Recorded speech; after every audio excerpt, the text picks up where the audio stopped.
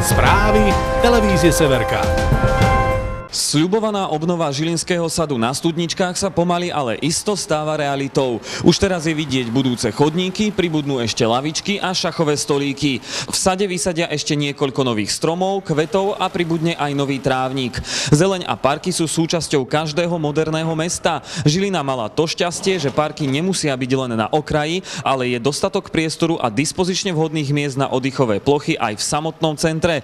Keby takúto možnosť mali niektoré iné európske mestá, asi veľmi vďačne by ju využili. Je teda dobré, že Žilina konečne ako keby upustila od trendu zastavania mesta betónom, oceľou a sklom. O obnove sadu sa hovorí od marca minulého roku. Pozemok vedľa už existujúceho parku patrí Severoslovenským vodárňam a kanalizáciám, ktoré súhlasili s pripojením novej časti k terajšiemu sadu. Nový park by mal byť väčší a krajší. Dokopy bude mať približne 1 hektár.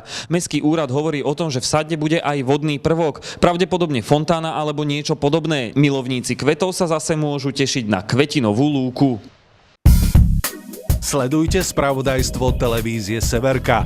Každú hodinu aktuálne informácie zo severného Slovenska. Televízia Severka. To, čo nás spája.